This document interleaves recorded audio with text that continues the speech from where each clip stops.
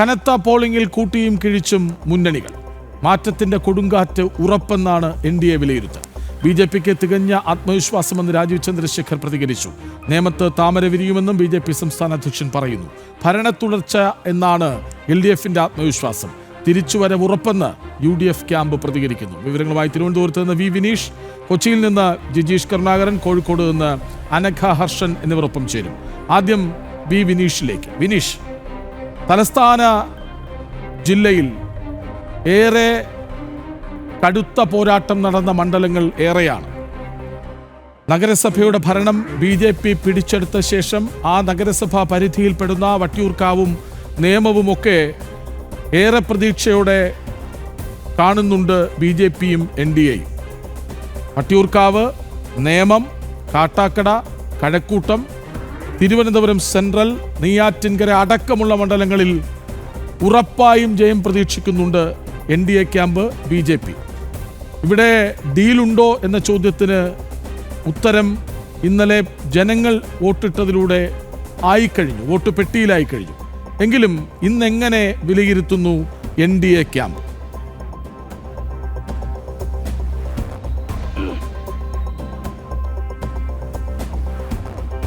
Krishnaraj, NDA ക്യാമ്പിനെ സംബന്ധിച്ചിടത്തോളം വലിയ ആത്മവിശ്വാസമാണ്. പ്രത്യേകിച്ച് എടുത്തു പറയേണ്ടത് NDA ക്യാമ്പ് നിലവിലെ സാഹചര്യത്തിൽ വിലയിരുത്തുന്നത് ഇത്തരത്തിലാണ്. വോട്ടിംഗ് ശതമാനം വലിയ തോതിൽ ഉയർന്നത് NDA ക്യാമ്പിന് വലിയ ആശ്വാസം നൽകുന്നുണ്ട്. അത് വിജയത്തിലേക്ക് തങ്ങളെ എത്തിക്കും. ഈ വോട്ടിംഗ് ശതമാനം കൂടിയത് ഭരണവിരുദ്ധ വികാരം എന്നാണ് NDA ക്യാമ്പ് വിലയിരുത്തുന്നത്. കാരണം BJP ഏറ്റവും ശക്തമായ സ്വാധീനമുള്ള മണ്ഡലങ്ങളിലാണ് ഇത്തരത്തിൽ വലിയ തോതിൽ വോട്ടിംഗ് ശതമാനം വർദ്ധിച്ചിരിക്കുന്നത് എന്നതാണ് മനസ്സിലാക്കാൻ സാധിക്കുന്നത്, കാണാൻ സാധിക്കുന്നത്. കഴിഞ്ഞ ദിവസം തെരഞ്ഞെടുപ്പ് കമ്മീഷൻ്റെ കണക്കുകൾ പുറത്തു വന്നപ്പോൾ അത് തന്നെയാണ് കാണാൻ സാധിച്ചത്. നേരത്തെ കൃഷ്ണരാജ് സൂചിപ്പിച്ചതുപോലെ തന്നെ നേമം നിയോജക മണ്ഡലം, തിരുവനന്തപുരം സെൻട്രൽ, കഴക്കൂട്ടം, വട്ടിയൂർക്കാവ്, ആറ്റിങ്ങൽ, വർക്കല, കാട്ടാക്കട, നെയ്യാറ്റിൻകര ഇങ്ങനെ നീങ്ങുകയാണ് BJP ഏറ്റവും ശക്തമായ മത്സരം കാഴ്ചവെച്ച മണ്ഡലങ്ങൾ.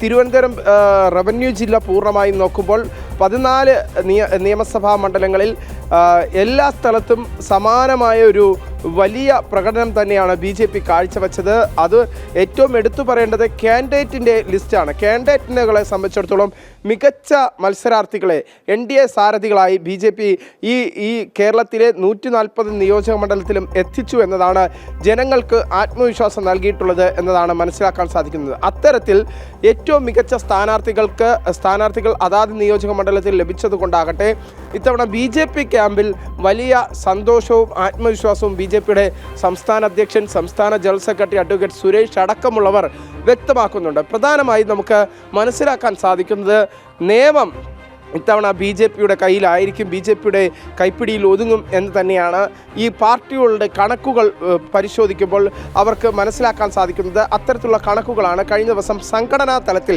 BJP സ്വരൂപീകരിച്ചിട്ടുള്ളത്. സമാനമായ രീതിയിൽ നമുക്ക് മനസ്സിലാക്കാൻ സാധിക്കുന്നത് കഴക്കൂട്ടവും ഏകദേശം V മുരളീധരൻ്റെ വിജയം BJPയുടെ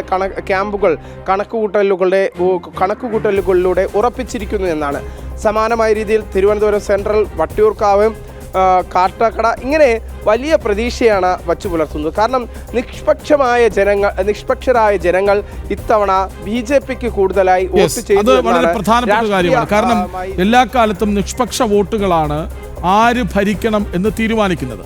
ഇത്തവണ 2 മുന്നണികൾ എന്ന ഇടത്തു നിന്ന് 3ലേക്ക് എത്തുമ്പോൾ പ്രവചനാതീതമായത് സംഭവിക്കാനിരിക്കുന്നു എന്ന സൂചന അവിടെയുണ്ട്. ഇപ്പോൾ വിനീഷ് പറഞ്ഞു വന്നത് തിരുവനന്തപുരത്തിൻ്റെ കാര്യമാണ്. ഇനി നമുക്ക് കൊല്ലത്തേക്കും ആലപ്പുഴയിലേക്കും ഒക്കെ പോകണം. അതായത് തെക്കൻ കേരളത്തിൽ BJPയുടെ മുന്നേറ്റം പ്രതീക്ഷിക്കുന്ന മണ്ഡലങ്ങൾ ഇനിയുമുണ്ടല്ലോ, അതിലേക്ക് വരാം. കൊച്ചിയിലേക്ക് പോകുന്നു ജിജീഷ് കരുണാകരൻ. ജിജീഷ്, നമുക്ക് BJP അത് കഴിഞ്ഞ് UDF LDF ഒക്കെ നോക്കണമല്ലോ. ഈ കൊച്ചി ഇപ്പോൾ തൃപ്പൂണിത്തുറ ഒരു പ്രധാനപ്പെട്ട ഇടമായി മാറുന്നുണ്ട് എറണാകുളം ജില്ലയിൽ. തൃശ്ശൂർ BJP ഏറെ പ്രതീക്ഷ വെച്ച് പുലർത്തുന്ന ഒരു ജില്ലയാണ്. അതിനപ്പുറത്തേക്കും അങ്ങനെ തന്നെയാണ്. നമുക്ക് കൊച്ചിയിൽ തുടങ്ങാം. കൊച്ചിയിലെ വിവിധ മണ്ഡലങ്ങളിൽ ഇപ്പോൾ പോളിംഗ് ഏറെ കൂടിയിട്ടുണ്ടല്ലോ. നഗര കേന്ദ്രിത ഇടങ്ങളിൽ പോലും ഇങ്ങനെ പോളിംഗ് കൂടണമെങ്കിൽ ജനം കരുതിക്കൂട്ടി തന്നെ വന്നു എന്ന് വേണ്ടേ മനസ്സിലാക്കാൻ. ജിജീഷ്,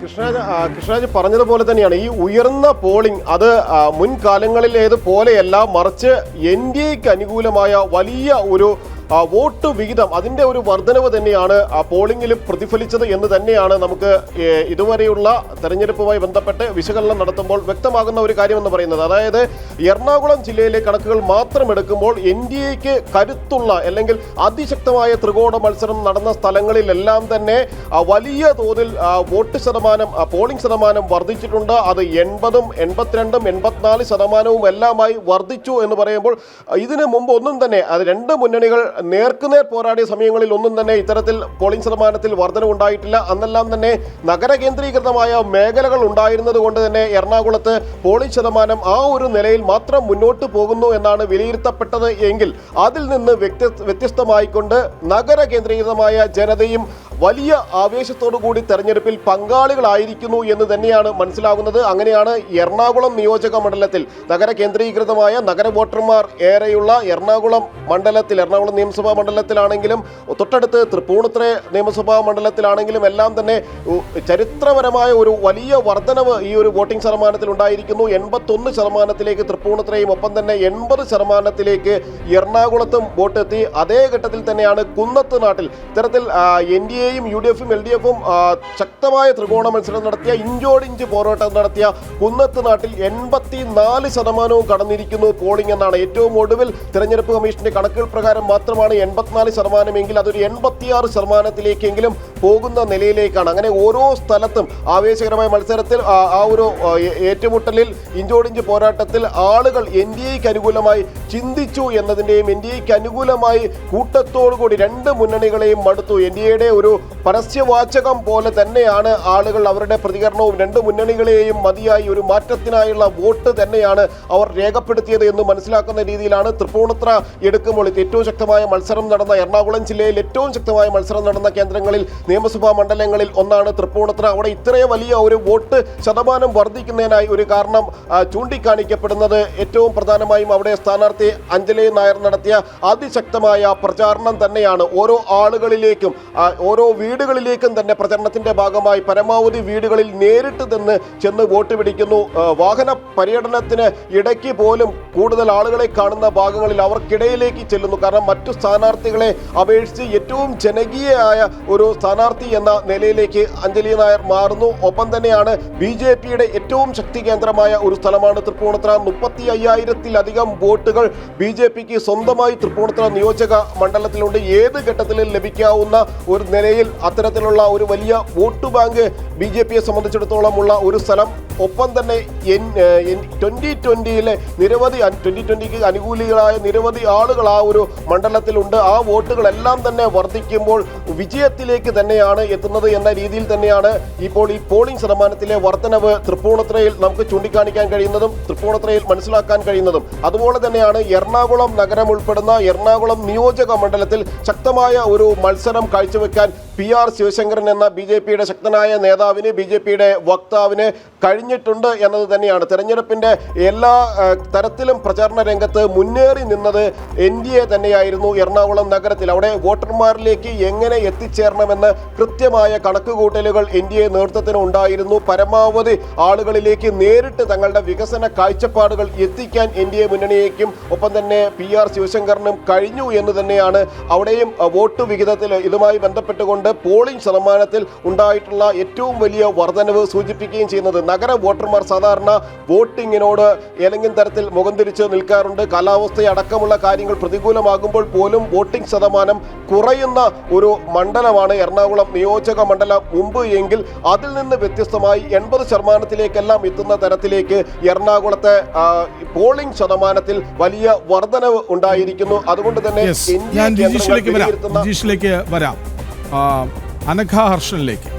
അനഘ, ഒരുപക്ഷെ നഗരസഭാ തെരഞ്ഞെടുപ്പിലടക്കം തദ്ദേശ തെരഞ്ഞെടുപ്പിൽ വലിയ മുന്നേറ്റം BJP നടത്തിയ ഒരിടമാണ് കോഴിക്കോട്. കോഴിക്കോട് മുതൽ അങ്ങോട്ട് വടക്കൻ കേരളമാകെ NDAയുടെ പ്രതീക്ഷ എത്രത്തോളമാണ്?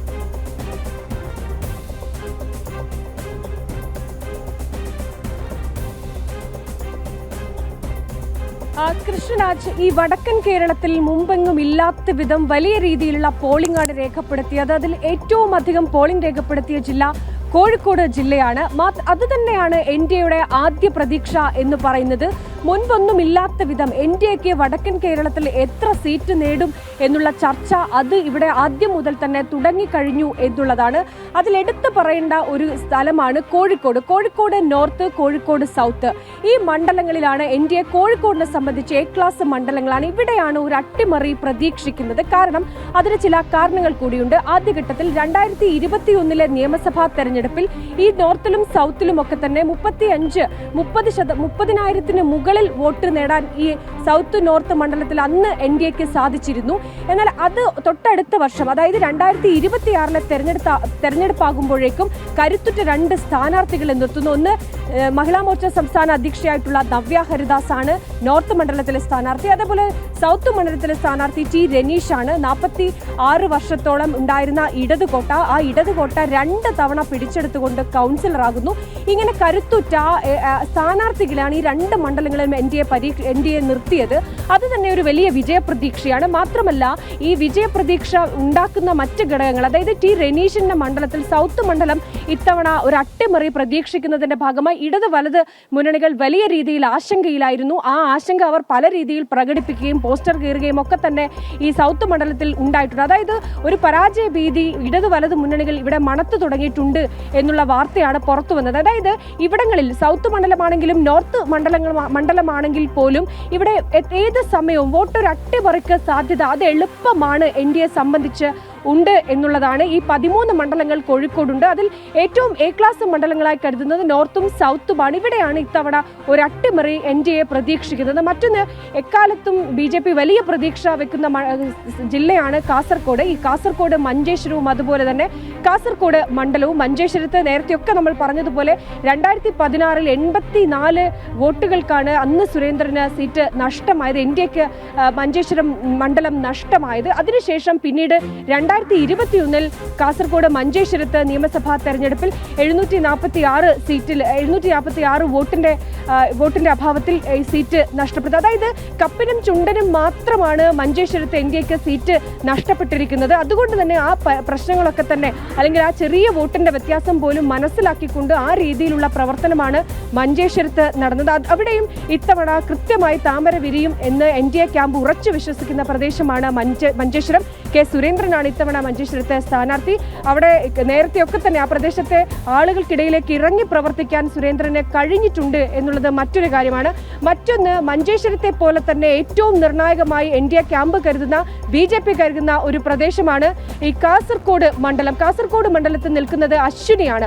ഇവിടെയും ഏറെ പ്രതീക്ഷ, ഒരുപക്ഷെ മഞ്ചേശ്വരത്തെക്കാൾ ഒരു പ്രതീക്ഷ ചില എൻ ഡി എ ക്യാമ്പ് വെക്കുന്നത് ഈ കാസർഗോഡാണ്. കാരണം കാസർഗോഡ് അശ്വിനി അവിടെ ജനകീയമായിട്ടുള്ള ഒരു മുഖമാണ്.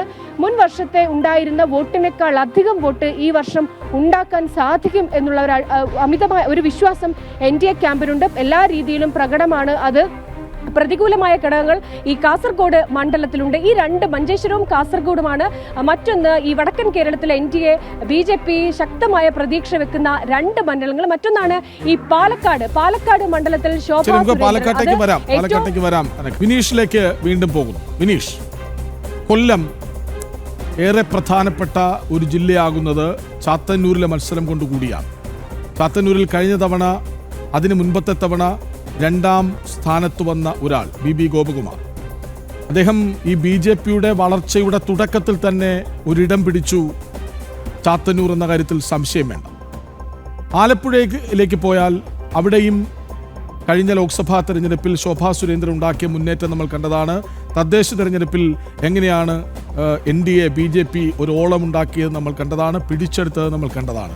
പത്തനംതിട്ടയിലേക്ക് വന്നാൽ അവിടെ തിരുവല്ലയിൽ അനൂപ് ആന്റണി, ആറന്മുളയിൽ കുമ്മനം രാജശേഖരൻ. അങ്ങനെ തെക്കൻ കേരളത്തിൽ തിരുവനന്തപുരം അവിടെ നിൽക്കട്ടെ, അതിനപ്പുറത്തേക്കുള്ള ജില്ലകൾ പോലും വളരെ പ്രതീക്ഷയോടെ BJPയും NDAയും നോക്കിക്കാണുന്നു. എന്താണ് അവിടുത്തെ ഒരു വിലയിരുത്തലിലേക്ക് വന്നാൽ കാണാനാകുന്നത്?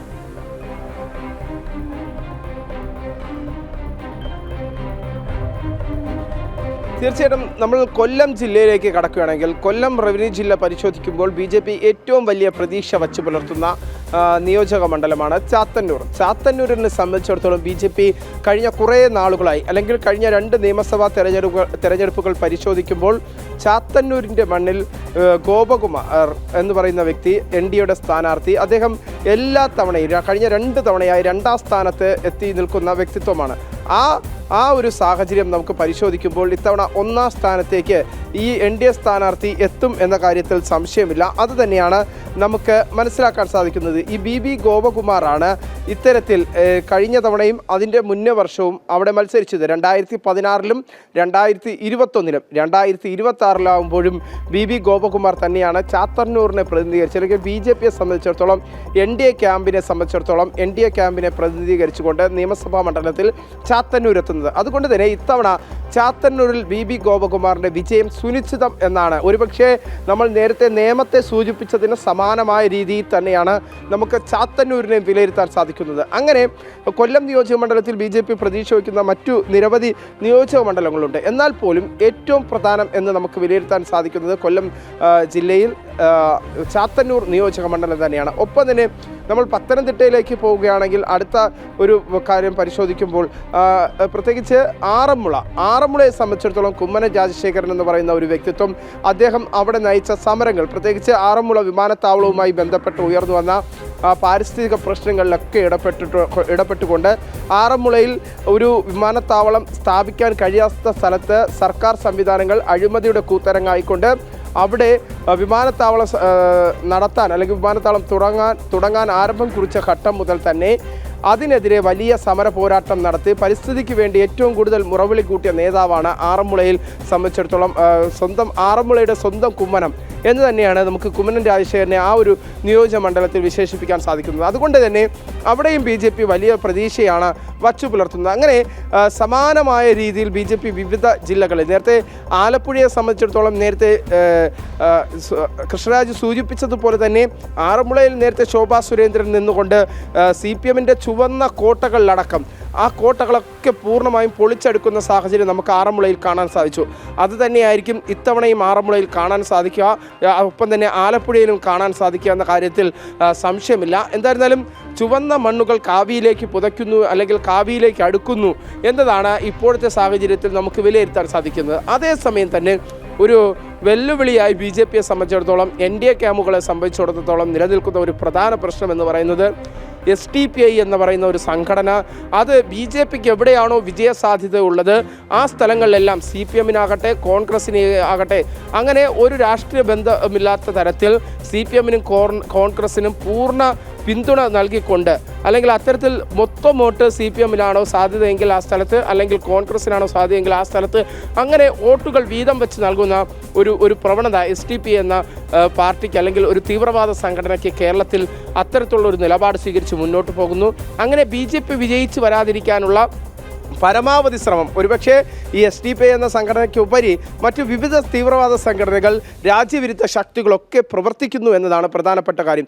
അതിനെയൊക്കെ മറച്ചു വച്ചുകൊണ്ട് അതിനെയൊക്കെ അതിജീവിച്ചുകൊണ്ട് BJPയുടെ NDA ക്യാമ്പ് വലിയ ആത്മവിശ്വാസം തന്നെയാണ് ഇപ്പോൾ പ്രധാനമായും മുന്നോട്ട് വയ്ക്കുന്നത്. കാരണം ഇതിനെയൊക്കെ ജനങ്ങൾ തൂത്തെറിയും, ജനങ്ങൾ അത് തങ്ങൾക്ക് വോട്ടായി നൽകിയിട്ടുണ്ട്, ദേശസ്നേഹികളായ ജനങ്ങൾ തങ്ങൾക്ക് വോട്ട് ചെയ്തിട്ടുണ്ട് എന്ന് തന്നെയാണ് BJP ക്യാമ്പ് ഇപ്പോഴും വിലയിരുത്തുന്നത്. BJPയുടെ സംഘടനാ തലത്തിൽ ഇതുവരെയും പ്രവർത്തിച്ചതിൽ വെച്ച് ഏറ്റവും വലിയ പ്രവർത്തന മികവ് തന്നെയാണ് BJP ഇത്തവണ ഈ 2026 നിയമസഭാ തെരഞ്ഞെടുപ്പിൽ നടത്തിയിട്ടുള്ളത് എന്ന കാര്യത്തിൽ സംശയമില്ല. പൂർണ്ണമായും അരമുറുക്കിക്കൊണ്ട് കൃത്യമായ തരത്തിൽ ഒരു നേതൃത്വത്തിൻ്റെ പാടത്വം ഏറ്റെടുത്തുകൊണ്ട് കൃത്യമായ സംഘടനാ തല പ്രവർത്തനം BJPക്ക് കേരളമാകസകലം എല്ലാ നിയോജക മണ്ഡലങ്ങളിലും ബൂത്ത് തല അടിസ്ഥാന പ്രവർത്തനങ്ങളൊക്കെ ഉണ്ടാക്കാൻ BJPക്ക് സുഗമമായി സാധിച്ചു. ഈ സാഹചര്യം കൂടി മുൻകൂട്ടി കണ്ടുകൊണ്ട് തന്നെയാണ് BJP ഇത്തവണ തങ്ങൾക്കൊപ്പം കേരളം മാറും, ഒപ്പം തന്നെ കേരളത്തിലെ ഏറ്റവും വലിയ നിർണായക ശക്തിയായി BJP മാറും എന്ന കാര്യത്തിൽ പ്രത്യേകിച്ച് നേരത്തെ കേന്ദ്ര ആഭ്യന്തരമന്ത്രി അമിത്ഷാ കേരളത്തിലേക്ക് എത്തിയപ്പോൾ തിരുവനന്തപുരം കാട്ടാക്കടയിലെ ക്രിസ്ത്യൻ കോളേജ് മൈതാനിയിൽ അമിത്ഷാ പ്രസംഗിക്കവേ പറഞ്ഞത് ഇത്തരത്തിലാണ്: ഇത്തവണ കേരളം കേരളത്തിൻ്റെ ഏറ്റവും പ്രധാനപ്പെട്ട നിർണായക ശക്തിയായി BJP മാറും. അതിൽ സംശയമില്ല. അത്തരമൊരു സാഹചര്യം തന്നെയാണ് ഈ തെരഞ്ഞെടുപ്പ് കഴിഞ്ഞതിന് തൊട്ടു പിന്നാലെ ജനങ്ങളുടെ പ്രതികരണത്തിൽ നിന്ന് ലഭിച്ചുകൊണ്ടിരിക്കുന്നത്. എന്തായിരുന്നാലും BJP ഏറെ വിജയ പ്രതീക്ഷകൾ വച്ചു പുലർത്തുന്ന തെക്കൻ കേരളം പൂർണ്ണമായും BJP ഇത്തവണ പിന്തുണയ്ക്കും എന്ന ആത്മവിശ്വാസം തന്നെയാണ് NDA ക്യാമ്പുകൾക്കുള്ളത്. മിഥുൻ മുരളി കൂടി നമുക്കൊപ്പം ചേരും. അതിനു മുൻപ് ജിജീഷിലേക്ക് പോകുന്നു. ജിജീഷ്, രണ്ട് പ്രധാനപ്പെട്ട ജില്ലകൾ കൂടി നമുക്ക് പരിശോധിക്കാനുണ്ട്. ഒന്ന് ഇടുക്കി, മറ്റൊന്ന് തൃശ്ശൂർ. തൃശ്ശൂരിൽ നമ്മൾ കണ്ടു സുരേഷ് ഗോപിയിലൂടെ ആ ലോക്സഭാ മണ്ഡലം വലിയ മാർജിനിലാണ് ജയിച്ചു കയറിയത്. അതിന് പിന്നാലെ അവിടെ BJP ഉണ്ടാക്കുന്ന ഒരു ഓളമുണ്ട്. അവിടെ പത്മജ വേണുഗോപാൽ തൃശ്ശൂരിൽ മത്സരിക്കുന്നുണ്ട്. മറ്റ് ഇടങ്ങളിലൊക്കെയും വലിയ പ്രതീക്ഷയാണുള്ളത്. അപ്പോൾ തൃശ്ശൂരും ഇടുക്കിയും ചേർത്ത്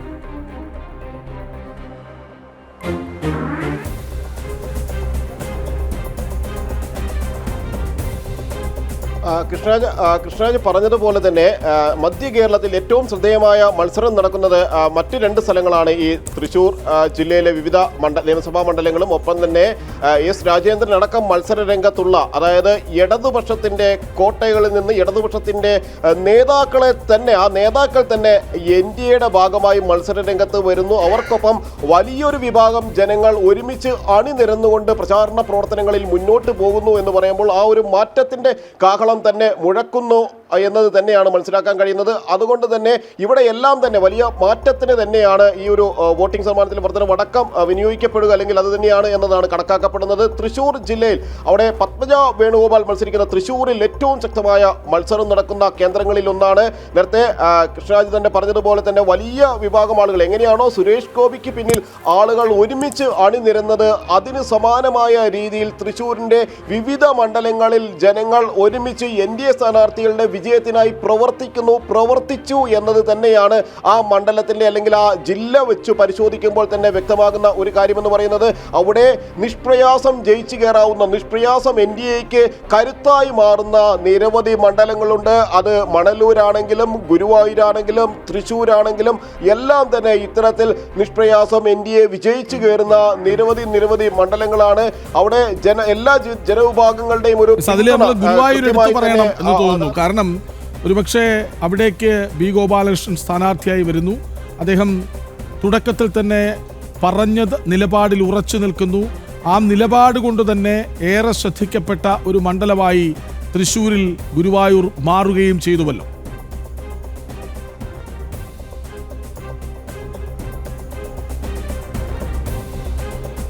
കൃഷ്ണ, ഗുരുവായൂർ മണ്ഡലത്തിലെ ചില യാഥാർത്ഥ്യങ്ങൾ അത് കൃത്യമായി തന്നെ ചർച്ചയ്ക്ക് കൊണ്ടുവരാൻ, ആ മണ്ഡലത്തിൽ ഉടനീളം തന്നെ ചർച്ചയ്ക്ക് കൊണ്ടുവരാൻ B ഗോപാലകൃഷ്ണൻ എന്ന നേതാവിന് കഴിഞ്ഞു എന്നത് തന്നെയാണ് അതിൽ ഏറ്റവും പ്രധാനമെന്ന് പറയുന്നത്. മറുഭാഗം എതിർ വിഭാഗം അത് അദ്ദേഹത്തിനെതിരെ വലിയ തോതിൽ പ്രചാരണ ആയുധം ആക്കുമ്പോൾ പോലും ചില യാഥാർത്ഥ്യങ്ങൾ, ചർച്ച ചെയ്യപ്പെടേണ്ട ചില യാഥാർത്ഥ്യങ്ങളിലേക്ക് അദ്ദേഹം വിരൽ ചൂണ്ടി.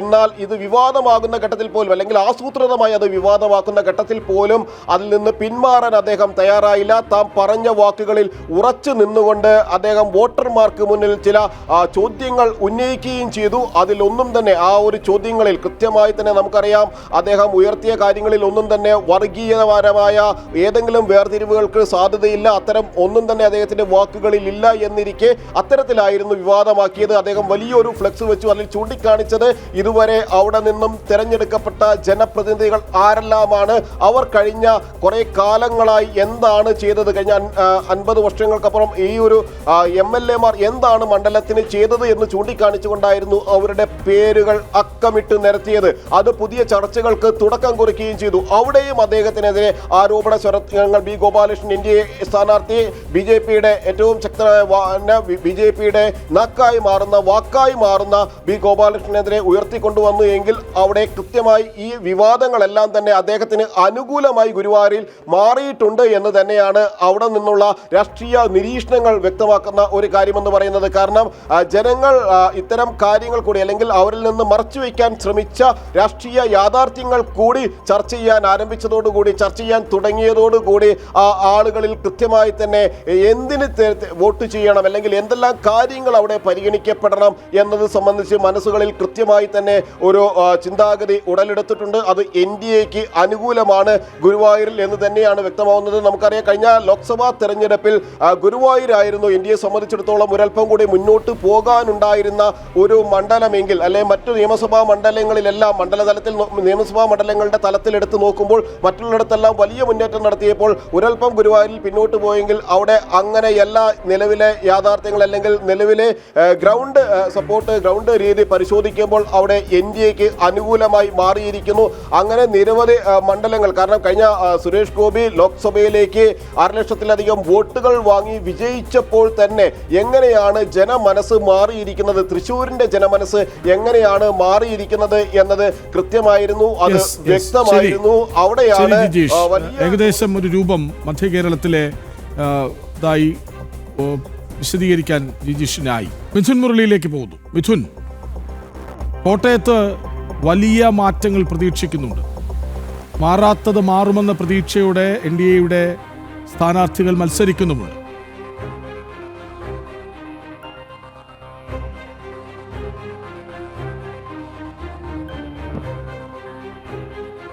കൃഷ്ണരാജ്, ഇതുവരെ കോട്ടയത്തെ പറ്റി വിലയിരുത്തിയിരുന്നത് UDFന് മേൽക്കൈയുള്ള ഒരു ജില്ല, അല്ലെങ്കിൽ കേരള കോൺഗ്രസിന് ശക്തമായ സ്വാധീനമുള്ള മേഖലകൾ. ഇങ്ങനെയായിരുന്നെങ്കിൽ ഈ തെരഞ്ഞെടുപ്പോടുകൂടി കോട്ടയത്തിൻ്റെ രാഷ്ട്രീയ കാലാവസ്ഥ ആകെ മാറി മറിയുകയാണ്. ഈ തെരഞ്ഞെടുപ്പോടുകൂടി മാത്രമല്ല, കഴിഞ്ഞ ഒരു 4-5 വർഷമായി കോട്ടയത്ത് കൃത്യമായി തന്നെ സ്വാധീനമുറപ്പിക്കാൻ NDAക്ക് സാധിക്കുന്നുണ്ട്, BJPക്ക് സാധിക്കുന്നുണ്ട്.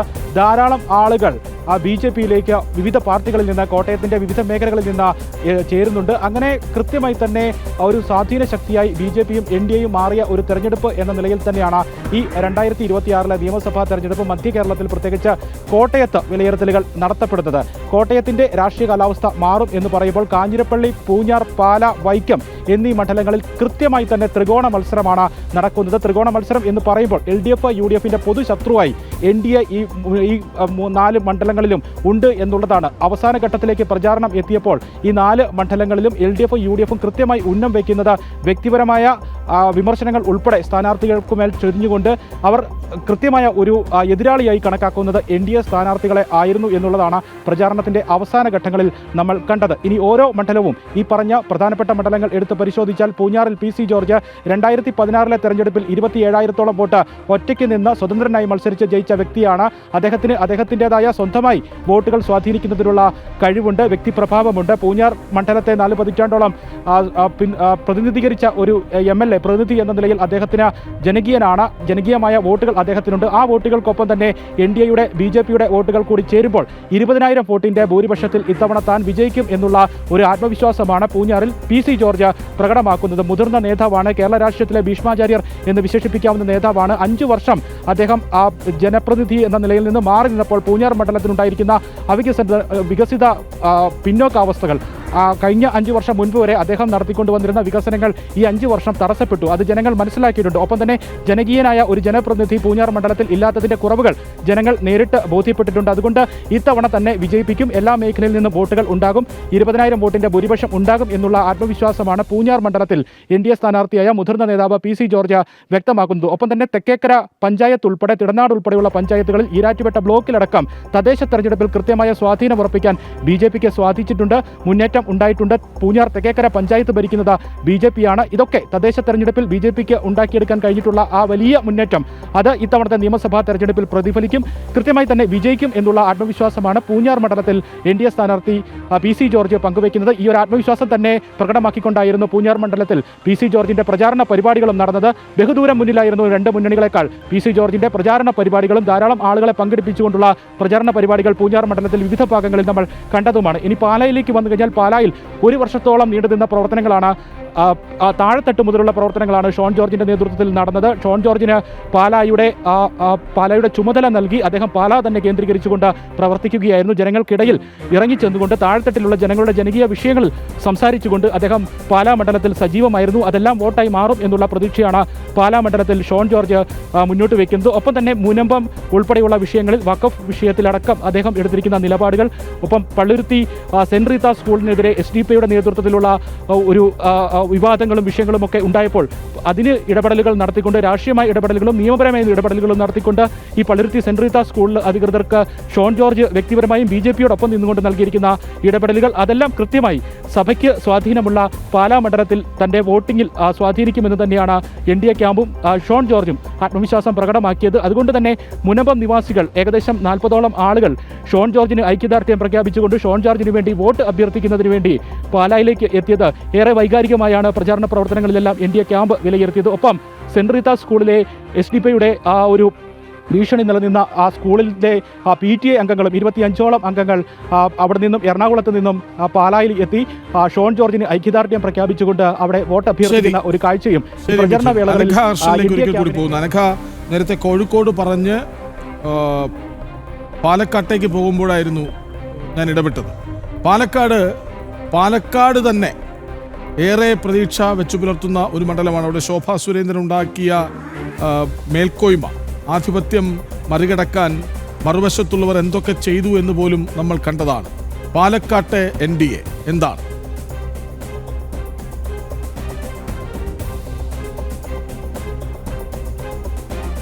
നോക്കൂ കൃഷ്ണരാജ്, NDA കേരളത്തിൽ തന്നെ ഏറ്റവും അധികം ഈ തെരഞ്ഞെടുപ്പിൽ പെട്ടിപൊട്ടിക്കുമ്പോൾ ആദ്യത്തെ താമര വിരിയാൻ പോകുന്നത് അത് പാലക്കാടിന്റെ മണ്ണിലായിരിക്കുമെന്ന് NDA ക്യാമ്പ് ആദ്യം മുതൽ പറഞ്ഞു തുടങ്ങിയ മണ്ഡലമാണ്, പ്രദേശമാണ് പാലക്കാട്. ശോഭാ സുരേന്ദ്രനെ സംബന്ധിച്ച് കേരളത്തിൽ എവിടെ നിർത്തിയപ്പോൾ, ആലപ്പുഴ നിർത്തിയപ്പോഴൊക്കെ തന്നെ നിന്ന സ്ഥലത്ത് എവിടെയൊക്കെ NDAയുടെ സാരഥിയായി നിന്നിട്ടുണ്ടോ അവിടെയൊക്കെ വോട്ട് ശതമാനം ഉയർത്താൻ കഴിഞ്ഞിട്ടുണ്ട്. അങ്ങനെ ഒരു നേതാവാണ് ഈ ശോഭാ സുരേന്ദ്രൻ. ഈ ശോഭാ സുരേന്ദ്രനാണ് പാലക്കാട് മത്സരിക്കുന്നത്. ഈ മത്സര രംഗത്ത് ശോഭാ സുരേന്ദ്രനെ പാലക്കാട് ഇറക്കിയ സമയം മുതൽ തന്നെ ഇടത് വലത് ക്യാമ്പുകൾ വലിയ രീതിയിൽ അസ്വസ്ഥരായിരുന്നു. ഏറ്റവും ഒടുവിൽ വലിയ രീതിയിൽ ഈ പരാജയ ഭീതി തുടർന്ന് വലിയ ആരോപണ പ്രത്യാരോപണങ്ങളൊക്കെ പാലക്കാട് നിന്ന് ഏറ്റവും ഒടുവിൽ നമ്മൾ കേൾക്കുകയും ചെയ്തിട്ടുണ്ട്. അതൊക്കെ തന്നെ തിരിച്ച് അവർക്ക് പ്രതികൂലമായി ബാധിക്കുന്ന സംഭവമായിരുന്നു ഏറ്റവും ഒടുവിൽ പോലും പുറത്തു വന്നിരിക്കുന്നത്. മറ്റൊന്ന്, ഈ പാലക്കാട് ഒരു ഭരണവിരുദ്ധ വികാരം കാര്യമായുള്ള ഒരു മണ്ണാണ്. മാത്രമല്ല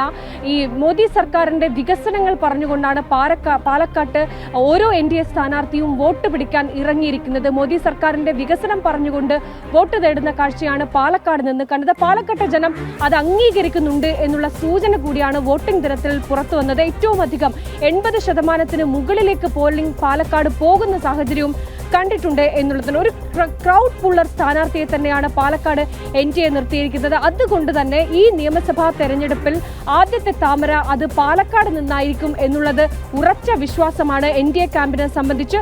അതിനനുകൂലമായ ചില ഘടകങ്ങൾ ആ പാലക്കാട് തന്നെ ഉണ്ടായിട്ടുണ്ട് എന്നുള്ളതാണ്. അതാണ് ഏറ്റവും ഒടുവിൽ ഇത്തരത്തിൽ പാലക്കാട് കഴിഞ്ഞ തവണയൊക്കെ തന്നെ നേരിയ ചില വ്യത്യാസത്തിന് മാത്രമാണ് NDAക്ക് ശ്രീധരനൊക്കെ തന്നെ പുറകോട്ട് പോകേണ്ടി വന്നിരുന്നത്. അത് ഇത്തവണ ആ കാര്യങ്ങൾ കൃത്യമായി മനസ്സിലാക്കി വീട് വീടാന്തരം കയറിയുള്ള പ്രചരണങ്ങൾ നടത്തി കൃത്യമായി ആളുകളിലേക്ക് കാര്യങ്ങൾ എത്തിച്ചു.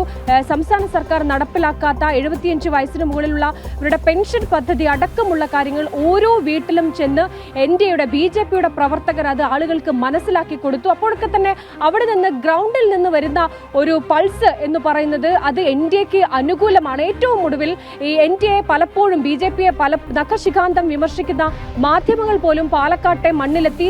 തെരഞ്ഞെടുപ്പിന് തൊട്ട് തലേ ദിവസമായിരുന്നു ഇവരൊക്കെ അവിടെ എത്തിയത്. ജനങ്ങളുടെ പ്രതികരണം എടുക്കുന്ന കാഴ്ച നമ്മൾ കണ്ടു. പ്രതികരണം എടുക്കുന്ന സമയത്ത് പോലും എല്ലായിടത്തു നിന്നും ഒരേ ഒരു പേരാണ് പുറത്തു വന്നിരുന്നത്, അത് ശോഭാ സുരേന്ദ്രൻ ആയിരുന്നു. അവർക്കത് പുറത്തു പറയാതിരിക്കാൻ കഴിഞ്ഞില്ല എന്നുള്ളതാണ് വാസ്തവം. അത് നമ്മൾ കണ്ടു. മറ്റൊന്ന്, കേന്ദ്ര നേതാക്കളടക്കം പ്രധാനമന്ത്രി നരേന്ദ്രമോദി തന്നെ പാലക്കാടിന്റെ മണ്ണിലെത്തി ശോഭാ സുരേന്ദ്രന് വേണ്ടി വോട്ട് ചോദിച്ചുകൊണ്ട് വലിയ വിജയ പ്രതീക്ഷയിലാണ് പാലക്കാട്. ശോഭാ സുരേന്ദ്രൻ ഉറപ്പായും ജയിക്കും എന്ന് NDA ക്യാമ്പ് അടിയുറച്ച് വിശ്വസിക്കുന്നു. പക്ഷേ BJPയുടെ ഈ തേരോട്ടം, ഈ കുതിച്ചുപോക്ക് ഒരു പരിധിവരെ UDFനെയും LDFനെയും സാരമായി ബാധിക്കുന്നുണ്ട്. അവരുടെ ആശങ്ക കൂട്ടുന്നുണ്ട്. എന്താകും റിസൾട്ട് എന്ന ചോദ്യത്തിന് കൃത്യമായൊരു ഉത്തരം തരാൻ ആത്മവിശ്വാസമെന്നോ പ്രതീക്ഷയുണ്ടെന്നോ ഉള്ള മറുപടിയല്ലാതെ കൃത്യമായി കണക്ക് കൂട്ടി പറയാൻ പറ്റാത്തൊരു തിരഞ്ഞെടുപ്പായി ഇത് മാറുകയാണ്. വിവരങ്ങളുമായി വിലയിരുത്തലുകളുമായി ഒപ്പം ചേരുകയായിരുന്നു വിനീഷ്, മിഥുൻ മുരളി, ജിജീഷ് കരുണാകരൻ, അനഘ ഹർഷൻ.